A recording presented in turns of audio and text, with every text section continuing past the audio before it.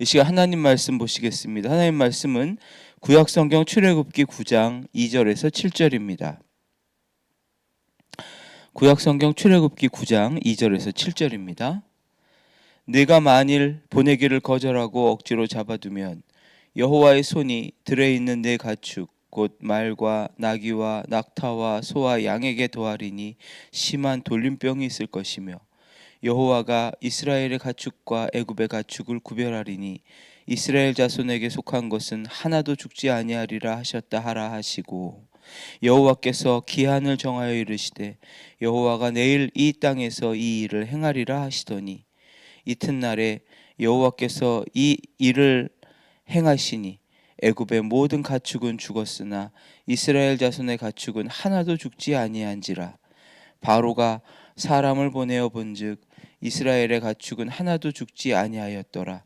그러나 바로의 마음이 완강하여 백성을 보내지 아니하니라. 아멘.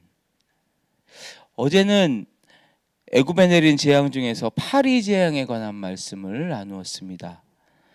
바로 왕은 파리 재앙이 너무나 극심하니까 음식 먹을 때도 파리가 막 들끓고 그래서 먹기도 힘들 정도였고, 잠을 잘 때도 파리가 침실에 들끓어서 잠을 잘 수가 없을 그런 힘든 상황이 되니까 결국 처음으로, 얼마나 힘들었는지 처음으로 항복을 하고 모세에게 이스라엘 백성을 데리고 가라고 그렇게 이야기를 합니다. 그러나 파리가 그치고 없어지니까 다시 마음이 변해가지고 언제 그랬냐는 듯 다시 보내지 않겠다고 고집을 부립니다. 하나님께서는 이번에는 5번째 재앙을 내리십니다. 애굽의 모든 가축들에게 돌림병이 생겨서 가축들이 죽어나가기 시작했어요. 이 가축 돌림병 재앙은 단순히 그냥 가축들이 죽어나가는 그러한 사건이라고만 할 수가 없는 게, 당시 애굽 문명 그리고 그들이 섬기던 신들에 대한 정말 하나님께서 누가 참신인가를 보여주는 그런 계시였습니다. 당시 애굽 사회에서 가축은 단지 그냥 재산 그 이상이었어요. 이 소나 양, 염소와 같은 가축들은 애굽 사람들이 신적인 대상으로 숭배하는 그런 존재였습니다. 당시 애굽 사람들은 하토르라는 신을 숭배했습니다. 이 하토르는 암소의 형상을 하고 있어요. 다산, 모성의 신이었죠. 그리고 이제 그 하피스라고 하는 신, 굉장히 유명한 신을 숭배를 했는데, 이 아피스가 수소의 모습을 하고 있거든요. 그 생명력과 풍요를 상징하는 그런 신이었습니다. 또 세크멧이라고 하는 여신을 숭배를 했는데, 이 세크멧은 전염병과 치유의 여신이었습니다. 이러한 신들이 애굽 사람들의 삶을 지켜준다고 믿었어요. 경제적인 풍요를 가져다 주고 생명의 수호자 역할을 한다고 믿었죠. 그런데 가축들에게 돌림병 재앙이 일어났어요. 악질로 죽어요. 애굽인들이 가장 중요하게 여겼던 신들이 그들에게 아무 도움이 되질 않는 거예요. 삶의 기반을 송두리째 무너뜨려 버리는 것이죠. 9장 3절에 이렇게 말씀하십니다. 여호와의 손이 들에 있는 네 가축 곧 말과 나귀와 낙타와 소와 양에게 더하리니 심한 돌림병이 있을 것이며. 애굽 사람들은 자신들이 숭배하는 우상들이 가축을 보호하고 전염병을 막아줄 것이라 믿었어요. 그러나 그건 완전히 잘못된 생각이었죠. 하나님의 말씀이 떨어지자마자 순식간에 말과 나귀와 양과 염소들이, 모든 가축들이 줄줄이 쓰러져 나갔습니다.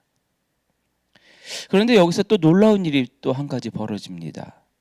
온 애굽 지역의 가축들이 줄줄이 죽어나가는데 신기하게도 이스라엘 백성들이 거하는 고센 땅에 있는 가축들은 하나도 죽지 아니하였다고 기록하고 있습니다.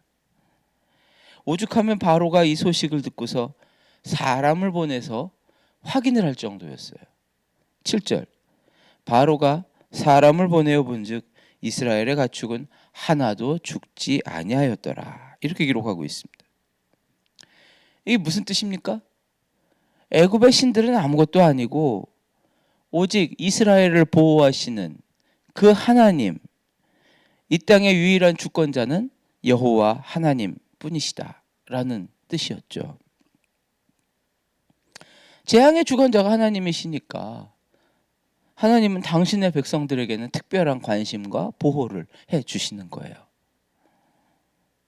우리 성도들, 오늘날 살고 있는 우리 성도들은 예수 그리스도의 십자가 구원의 은혜를 받고 하나님의 자녀가 된 사람들입니다.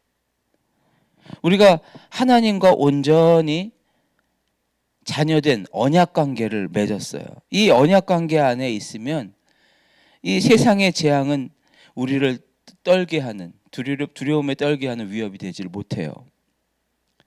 고난이 올 수는 있겠죠. 그러나 그 고난은 우리를 향한 하나님의 사랑과 능력을 더 분명하게 보여주는 그런 간증의 기회가 됩니다.